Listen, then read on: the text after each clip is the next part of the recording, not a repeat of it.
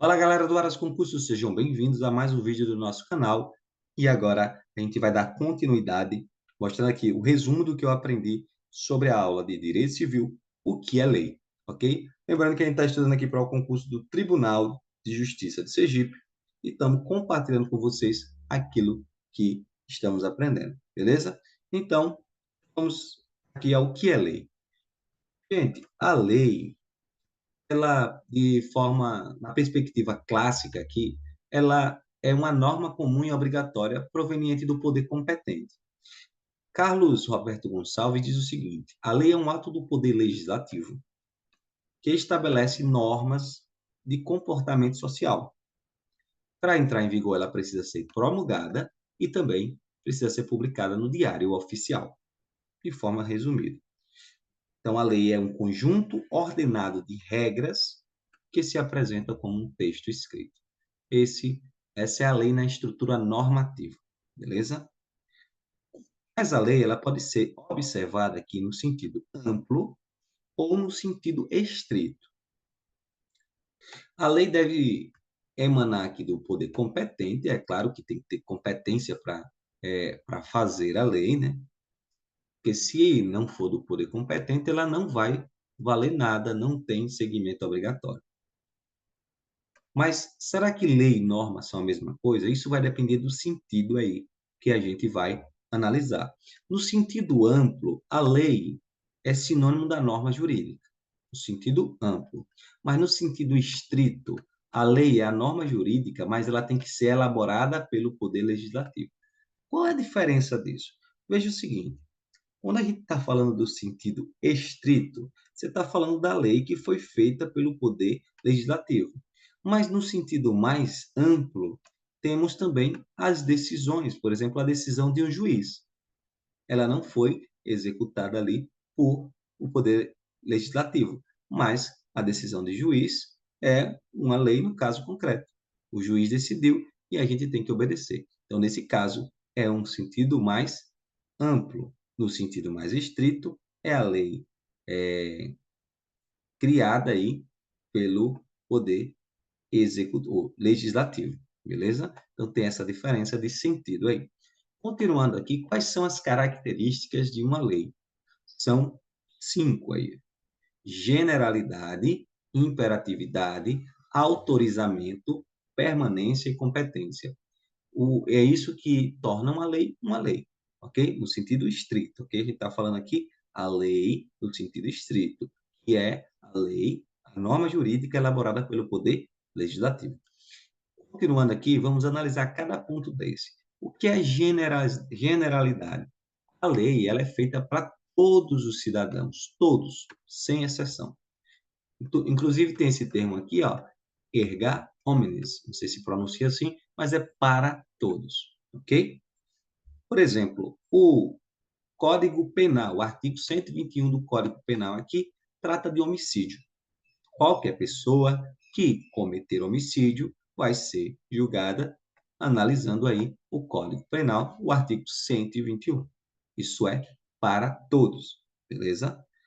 O Estatuto dos Servidores Públicos, vamos dizer aí, Estatuto dos Servidores Públicos do Estado de Sergipe, vai se aplicar a todo mundo?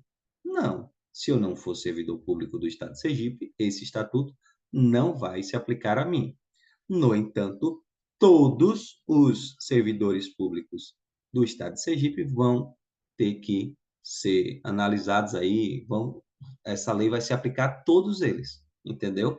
Embora não seja todo mundo, mas a todos, se você passar a ser servidor do Estado de Sergipe, a lei vai se aplicar a você, entendeu? Por isso que tem essa característica de generalidade.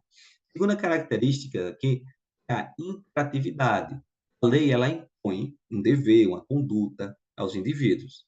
Não vai aconselhar, não vai ensinar, ela vai te dar uma ordem, um comando. Quando exige uma ação, impõe. Quando quer uma abstenção, proíbe. Então, você pode, ou você tem que fazer isso. O servidor público tem que fazer isso. Tem que atender ao público ali de forma ordeira, de forma correta, com igualdade, isonomia. O servidor público não pode, proíbe, entendeu? Não pode levar para casa os aparelhos do departamento. Então, a proibição. A lei é uma ordem, por isso que ela é imperativa. Uma ordem, um comando proíbe, ou então ela manda você fazer algo. Outra característica é o autorizamento. Traz a ideia de ser autorizante, pois autoriza e legitima o uso da coerção, o uso da força. Um exemplo é se você for não permitir que eu saia de casa, então a polícia pode usar da força ali para prender você, porque você cometeu aí cárcere privado, entendeu? Porque a lei autoriza. Ela autoriza você fazer alguma coisa ou ela te proíbe de fazer alguma coisa, beleza? Então ela tem que ter essa característica autorizando. Outra característica é permanente. A lei ela não se exaure numa só aplicação. Ela deve perdurar até que outra lei venha e revogue essa lei.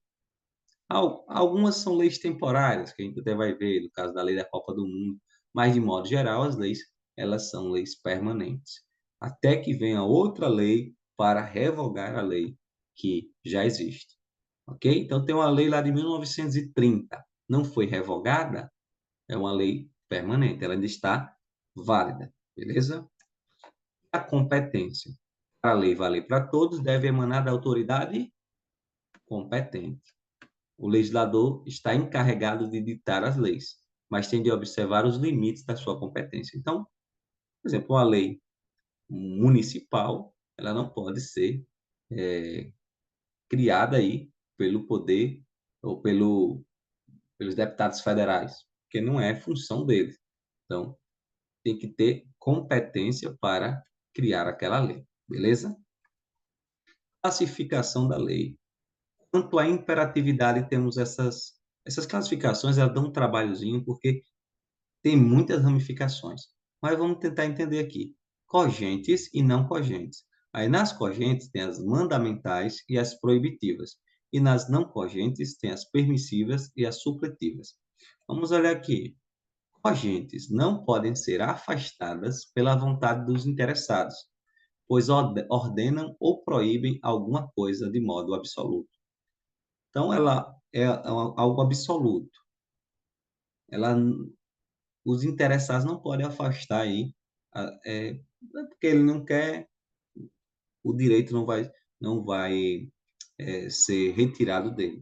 No caso, por exemplo, aí, no direito da família, o direito dos cônjuges dos filhos à pensão alimentícia é indispensável, ou seja, não, ainda que eles não queiram receber, eles não perdem o direito, ok? Por isso que ela é congênita, não pode ser afastada, independente aí da vontade do interessado. As congênites podem ser mandamentais, que é uma ordem ou uma determinação, ou proibitivas, que impõe aí uma abstenção. Então, uma ordem, faça isso, ou uma abstenção, não pode fazer aquilo, ok? Já as não cogentes, elas não determinam nem proíbem de modo absoluto determinada conduta. Aí as partes podem modificar a competência em razão do valor e do território. Então, isso aí, ela não proíbe e nem obriga você a fazer nada de modo absoluto. Você tem lá a opção de modificar a competência, ok? Um pouquinho chato de entender isso, mas tem que aprender o chato e o bom, né? As não cogentes, elas podem ser permissivas e supletivas. Por exemplo, permissiva permite uma ação ou abstenção. É lícito a quem vai casar, né?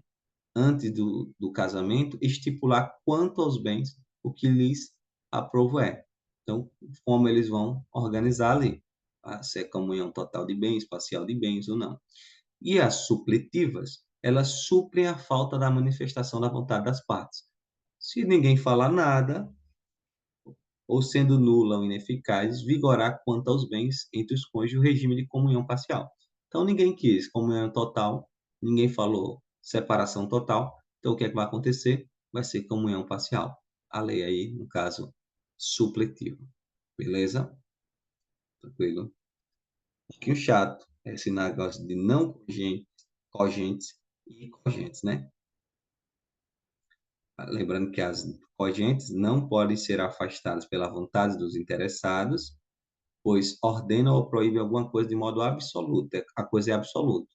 Já as não cogentes não determinam nem proíbem de modo absoluto. Você tem ali a opção de fazer uma coisa ou outra, não é absoluto. Ok?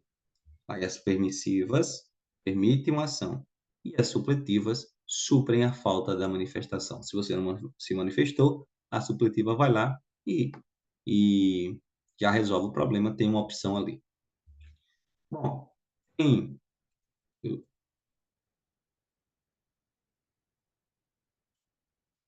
tem também aqui, quanto ao autorizamento, com essas quatro classificações: mais que perfeitas, perfeitas, menos que perfeitas, parece verbo, né? E imperfeitas. Como é a mais que perfeita? A mais que perfeita, a violação da norma acarreta nulidade do ato e aplicação da pena. É uma dupla é, situação que acontece aí. Além do ato ser nulo, então ainda também tem a aplicação de uma pena. Por exemplo, não podem casar pessoas casadas. Se a pessoa é casada, não pode casar de novo, né? Isso no casado no civil não vai poder casar de novo. Se a pessoa casar, o que é que acontece? O ato se torna nulo e ainda vai cumprir uma pena aí, vai ser aplicada uma pena, ok? Já as perfeitas, a norma impõe a nulidade do ato sem cogitar a aplicação de uma pena. Por exemplo, aí é nulo o negócio jurídico quando o celebrado por pessoa absolutamente incapaz. Então, o ato vai ser nulo, mas não vai ter aplicação de pena. Então, nesse caso, é perfeito. Também tem a menos perfeita, não acarretam a nulidade ou a anulação do ato que as violou. Não devem casar viúvo ou viúva que tiver filho do cônjuge falecido. Como é que isso acontece? Tem uma viúva e um viúvo que tem filho do cônjuge falecido, elas não devem casar enquanto não fizer inventário dos bens do casal e der partilha aos herdeiros. Mas se a pessoa casar, o casamento é nulo? Não. Vai ter pena? Não.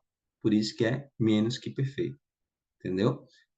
Mas eles são obrigados a casar sob o regime de separação de bens obrigatoriamente. Mas se quiserem casar em outro regime, o que é que tem que fazer? Aí tem que fazer o inventário e dividir ali os bens com o herdeiro. A sanção é justamente obrigar a casar sobre o regime de bens obrigatório, mas ela não anula o casamento e nem dá aí uma pena. Tem essa sanção que é obrigar a casar no regime de bens obrigatórios, ok? Então, por isso que é menos que perfeito. Não acarreta nulidade ou anulação do ato que as violou, beleza? As imperfeitas, a violação não acarreta qualquer consequência jurídica, no caso, dívida de jogo. Dívida de jogo ali é uma autorização imperfeita, né? Classificada aí como uma lei quanto à autorização imperfeita, porque não tem problema nenhum. Você não vai ter pena, não vai ter anulação, não vai ter nada, ok? Tem a classificação quanto à natureza, tem as leis substantivas e adjetivas. As substantivas definem e regulam as relações jurídicas, como direito civil, direito penal, é a lei propriamente dita, mas as adjetivas, elas regulam o modo, o processo de efetivar as relações. Aí é um modo, é como, né? Aí o direito processual civil é como o processo civil ocorre, beleza? E temos aqui também a classificação quanto à hierarquia. Temos as normas constitucionais, que é a Constituição Federal, né? Leis complementares, isso aí a gente vai ver em direito constitucional. Tem até essa pirâmide aqui bem interessante, que mostra a Constituição Federal e emendas constitucionais, Lá em cima, com mais moral, as leis complementares, ordinárias, e embaixo vem decretos, regulamentos, portarias. Então, a moral, o maior moral é de quem? Constituição Federal. Classificação aqui quanto à competência. Tem as leis de competências federais, leis estaduais e leis municipais. Leis federais são de competência da União, um exemplo aí da Lei 8.112, que é o Estatuto dos Servidores Públicos da União, das autarquias federais e fundações públicas federais, tudo relacionado aos servidores públicos federais. Então, é uma lei federal. Quem tem moral? União. Quem tem competência para fazer essa lei é a União. No caso das leis estaduais, tem aí as constituições estaduais, os estatutos dos servidores públicos estaduais, municipais, estatutos dos servidores públicos municipais, e assim vai, de cada município, né? Então, cada tipo de... Cada um aí tem sua competência para executar as suas leis, beleza? Não existe hierarquia entre leis federais, estaduais e municipais, ou distritais, também tem as distritais, né? No caso do Distrito Federal. Pode ter conflito de ideias, mas se uma invadir a outra, vai prevalecer quem tem a competência para executar para formular aquela lei. Então, não existe hierarquia entre as leis federais, porque a gente pode pensar que a federal tem mais moral do que a estadual, que tem mais moral do que a municipal, mas não é bem assim. Classificação quanto ao alcance. Temos leis gerais e específicas. As leis gerais, elas aplicam-se a um número indeterminado de pessoas. O Código Civil se aplica a todo mundo. Já as leis especiais, elas regulamentam materiais com critérios particulares, como Código de Defesa do Consumidor. Se você for consumidor, vai se aplicar a você. Se você não for consumidor, não vai se aplicar a você. E as leis podem ser permanentes, que vigora por tempo indeterminado, como no caso do Código Civil, ou temporárias, que nascem com um tempo determinado de vigência, como a lei da Copa do Mundo. A lei da Copa do Mundo, 2012 aqui do Brasil, tinha um objetivo, que era no momento da Copa do Mundo. Passou a Copa do Mundo, a lei era temporária, não precisou de outra lei para revogar essa lei, ok? Então, porque ela já tinha um tempo determinado. E é isso aí. Se inscreva no canal, deixe o like e no próximo vídeo veremos aí o resumo do que é direito civil, ok? Valeu, tchau, tchau.